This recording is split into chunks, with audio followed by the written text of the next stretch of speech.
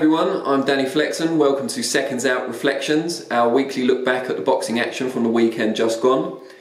We come out every Monday at 4:30 PM, and this week we'll be looking back predominantly on a show that was hashtagged on Twitter as Monte Carlo Boxing Bonanza. A lofty title, and one it didn't quite live up to in my view, although it was still entertaining in parts. Good Matchroom show. Monte Carlo, Playground of Millionaires, was topped by Kal Yafai, making the latest defence of his WBA super flyweight title. It's a reign that's hardly set the world on fire so far, it's fair to say, and the latest defence against Israel Gonzalez unfortunately lived up to that, or lived down to that, depending on how you look at it.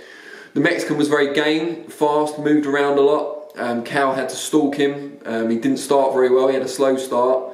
Gradually kind of wore him down, slowed the Mexican down with body shots and big left hooks upstairs. But it wasn't Kal Yafai at his best. He never seemed to get out of first gear, unfortunately, laboured a bit. Some people thought he was lucky to get the decision at the end of 12 hard-fought rounds. I thought he'd just about done enough to retain his title, but it still wasn't the performance you'd expect from someone who's chasing unification fights with the likes of German and Carhas, Srisaket, I don't think I said that right, Risaket Sorung Visaya. Maybe I got it slightly better the second time there.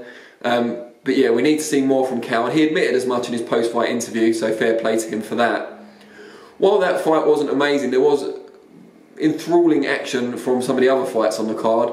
Michael Hunter, despite being tagged by commentator Cole Froch as needing an upset to beat Alexander Ustinov, was actually the pre-fight favourite and a significant one, and lived up to that billing. He was too quick, too persistent, had too much energy and work rate for Ustinov. It was a bit of a lumbering oath, truth be told. I wouldn't say it to his face, I wouldn't even reach his face, but I think I could probably run away quick enough, to be honest. He's very, very slow, as I alluded to in the preview last week.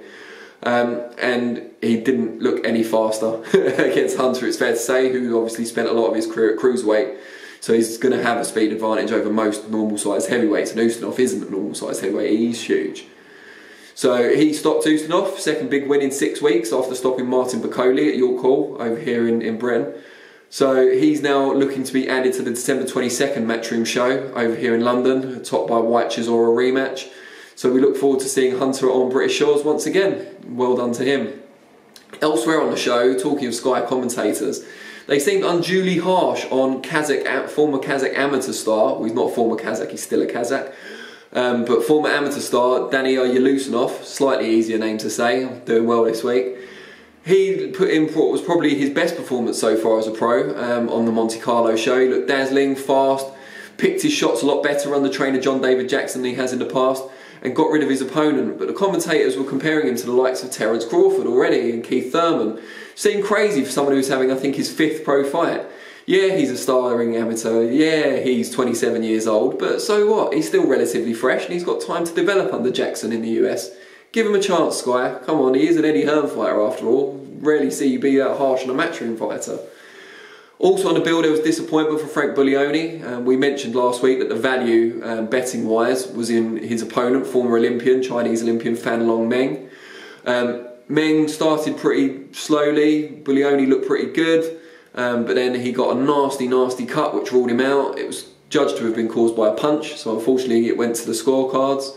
Unfortunately it didn't go to the scorecards rather, it was ruled a stoppage in Meng's favour. But it's the sort of loss that, although tough to take, means Buglioni can come again.